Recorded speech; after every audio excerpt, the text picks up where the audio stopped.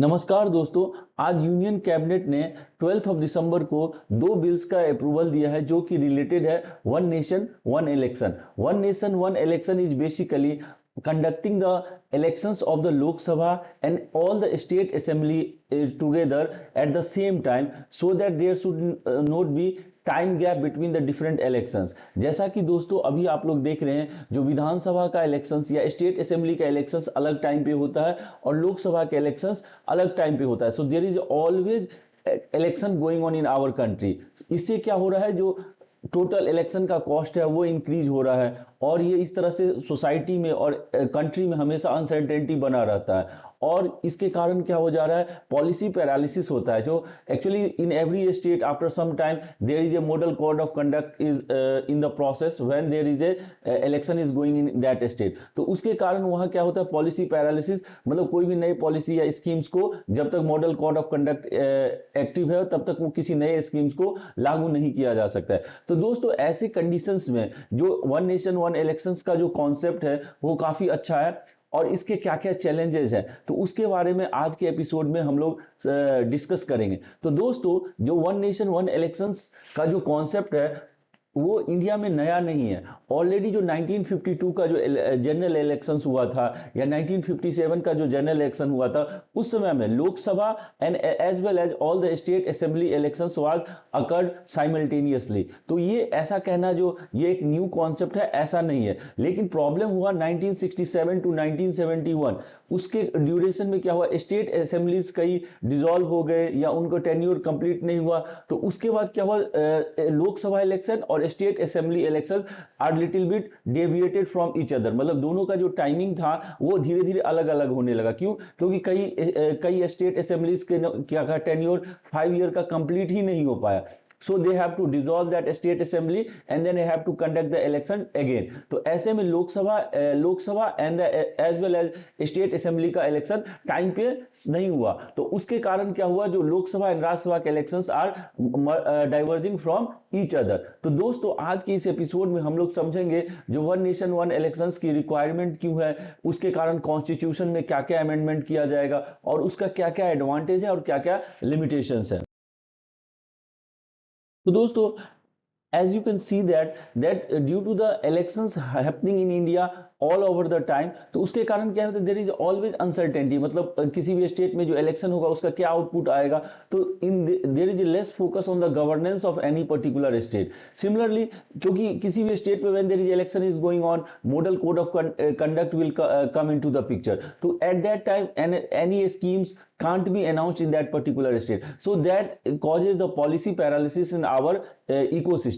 or along with that as the elections are going on all over the time, तो उसके कारण cost was very high। so when there will be one nation one elections and when the election of the Lok Sabha and state assembly will be conducted simultaneously, at that time cost of whole process will be reduced drastically। तो ये कुछ इसके advantages हैं जिसके कारण our present government is pushing for that one nation one election। तो दोस्तों ये वन नेशन वन इलेक्शन को लेके एक कमेटी बनाई गई थी जिनके चेयरमैन थे our ex president doctor Ramnath Kovind. तो रामनाथ कोविंद कमेटी ने कुछ रिकमेंडेशंस दिए थे जो वन नेशन वन इलेक्शंस को कैसे इंप्लीमेंट किया जाए अपने कंट्री में। तो उसके लिए उन्होंने जो सबसे फर्स्ट इंपॉर्टेंट पॉइंट ये बताया था, जो let suppose any base year, मान लीजिए 2029 में एक जनरल इलेक्शन हो रहा है, तो उस टाइम से let suppose we are going to implement the one nation one election. So at that time the first thing as if what we have to do that dissolve all the state assembly as well as Lok Sabha। तो जितने भी state assembly है whether they have completed 5 year 4 year 3 year of your tenure, they have to all will be dissolved। तो ये था जो all state assembly should be dissolved, along with that Lok Sabha should also be dissolved and this will be done for the one time।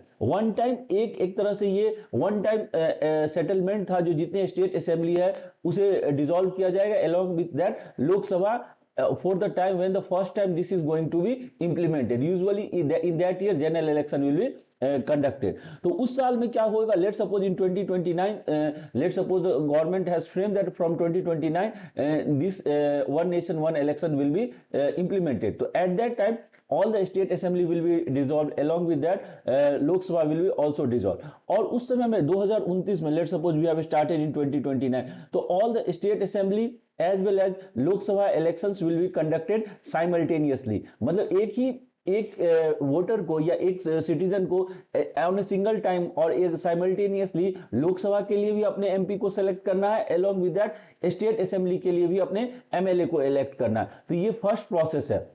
That is the first recommendations of the Kovind committee. After that, what happened when the first general election will be completed?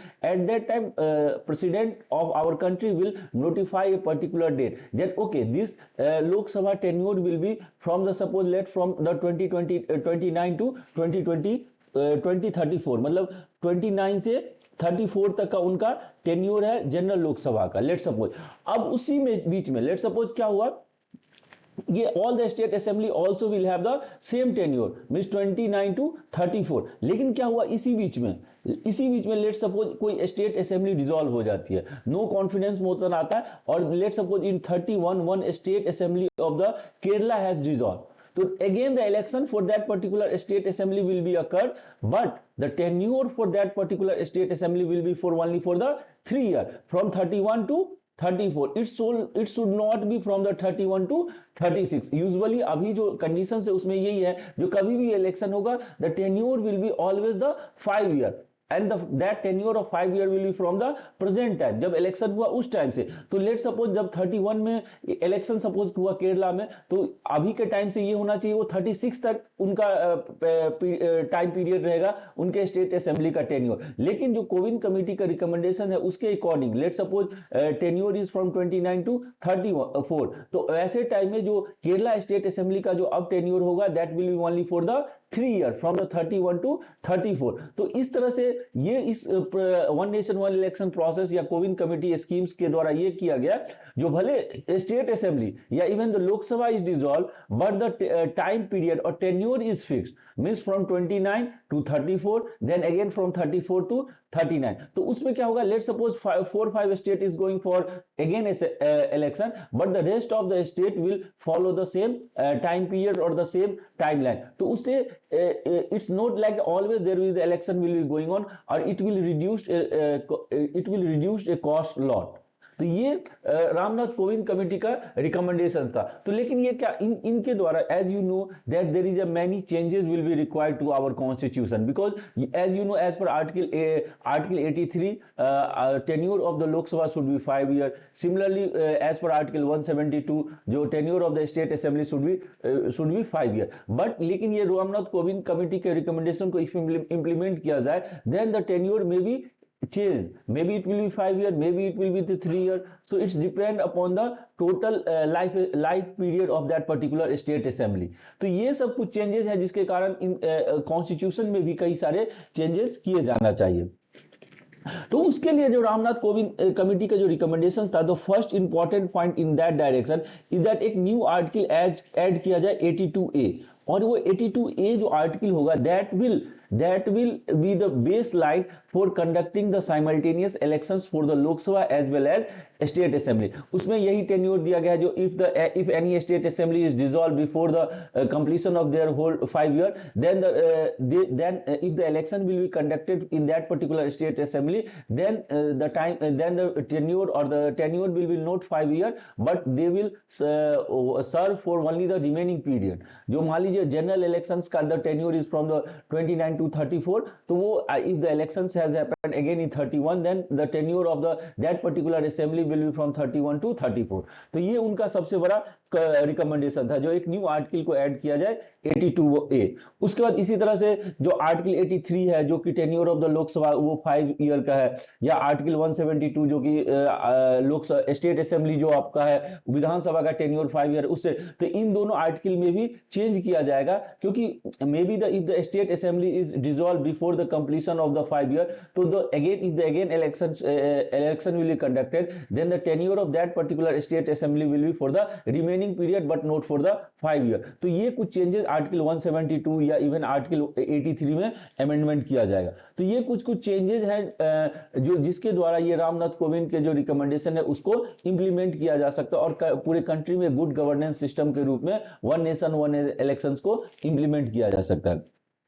तो दोस्तों अब एक बहुत ही interesting thing ये है जो ये constitutional amendment act constitution में जो अमेंडमेंट किया जाएगा उसके लिए as you know that 2/3 of the total present and voting along with that half of the full strength is required for passing any bill as a constitutional amendment either from the Lok Sabha or either from the Rajya Sabha। तो दोस्तों अब हम लोग ये interesting है देखते हैं जो क्या लोकसभा में जो रूलिंग पार्टी है जो एनडीए है क्या उनके पास सफिशिएंट मेजोरिटी है to pass this bill in the Lok Sabha. तो sufficient majority required means 2/3 of the majority that is the 360 in the case when the whole all the members of the Lok Sabha is present. तो उसके लिए requirement 362 है और इनके पास 293 है। So there is a lack of around 70 MP vote is less. तो ऐसे में इन्हें जो रूलिंग गवर्नमेंट एनडीए है उन्हें जो इंडिया कोएलिशन है उनसे सपोर्ट लेना पड़ेगा या और भी अलग अलग पार्टियों से इन्हें support if they will get it then only that bill can be the passed by the Lok Sabha. So it's not very easy for the ruling party to pass the bill from the Lok Sabha as a constitutional amendment. Now friend, similarly we'll see what is the situation in the Rajya Sabha।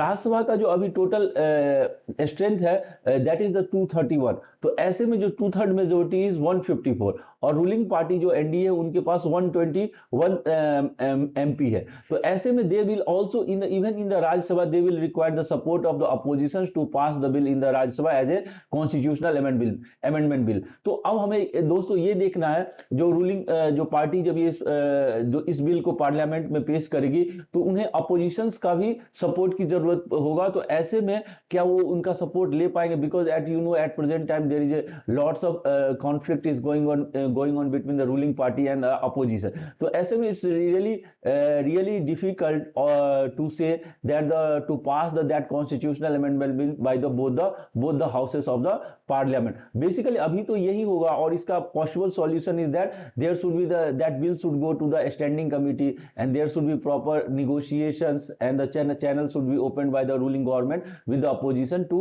get the support for that particular bill। yeah there are many limitations in that particular in this whole scheme, but I hope that this one nation one elections process will enhance the governance system of our country or when there will be no such type of policy paralysis and then it will really help for the improving the total governance system of the country and it will reduce the cost of elections also। So thank you friends for listening to this episode। We will meet soon।